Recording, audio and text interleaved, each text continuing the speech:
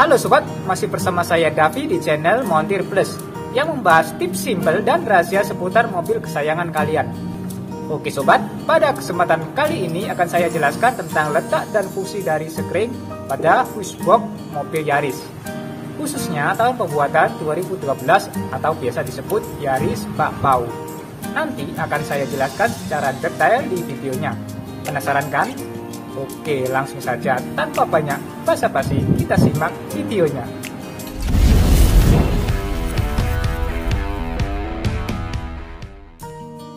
Letak fusebox yang pertama kita bahas pada kabin mesin ya.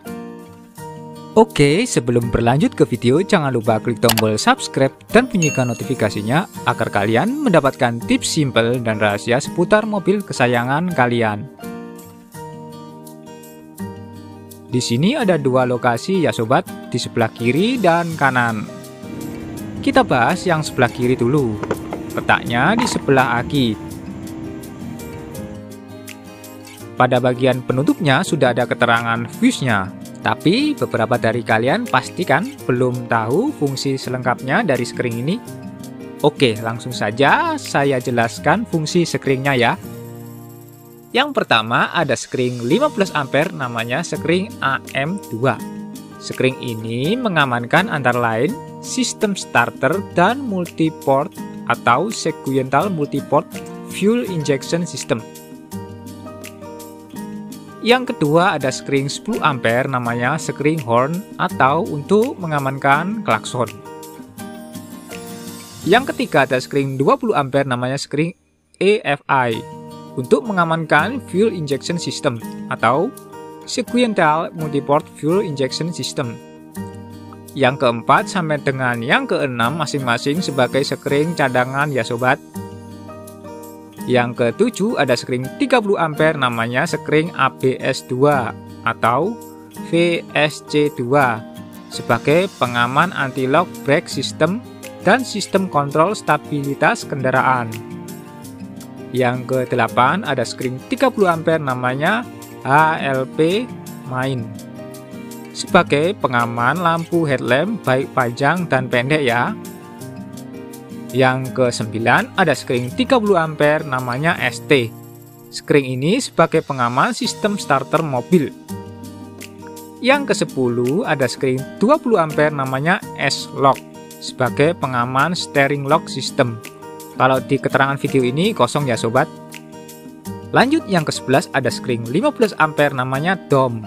Sekring ini berfungsi mengamankan antara lain lampu kabin dalam, personal light, theft deterrent system atau sistem pencegah pencurian, audio system, dan wireless remote control system. Selanjutnya yang ke-12 ada sekring 7,5 ampere namanya ECUB. Sekring ini mengamankan antara lain sistem immobilizer mesin, lampu DRL atau DRL light system, sistem klasifikasi penumpang depan, power window, theft deterrent system atau sistem pencegah pencurian, dan odometer atau gauge. Lanjut kita sampai pada nomor 13 ada sekring 7,5 ampere namanya ALTS sebagai pengaman charging system.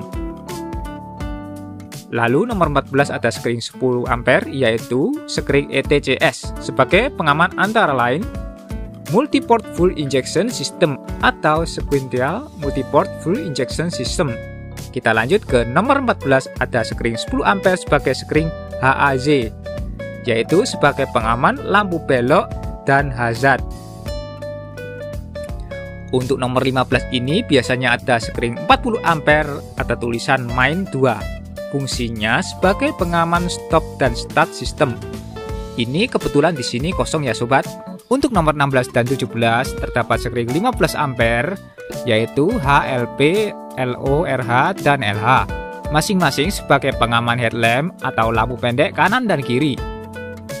Kalau yang ini kosong, tetapi biasanya terdapat sekring. Ini ada sekring biasanya 10 ampere sebagai pengaman rangkaian bahan bakar pada multiport fuel injection system atau sequential multiport fuel injection.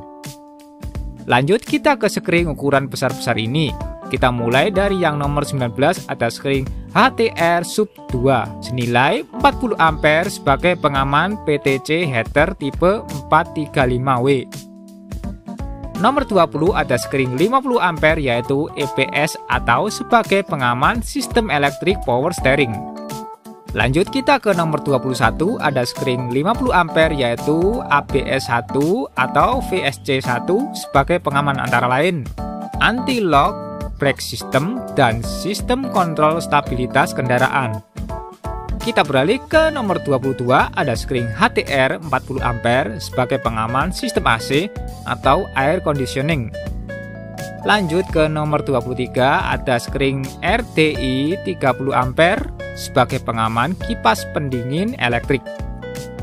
Kita ke nomor 24, ada screen HTR sub 1 30 ampere sebagai pengaman PTC header tipe 435W. Dan screen yang terakhir HLP CLN atau PWR HTR senilai 30 ampere sebagai pengaman power heater dan pembersih headlamp. Sekarang kita ke relaynya ya sobat, ada 3 buah. Yang pertama R1 sebagai relay starter, yang R2 sebagai relay kipas pendingin elektrik, lalu yang R3 sebagai relay PTC heater atau HTR sub 1.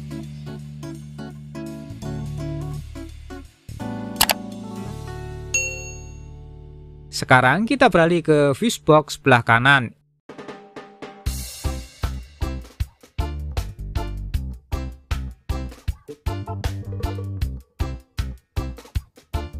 Ada 2 screen ya.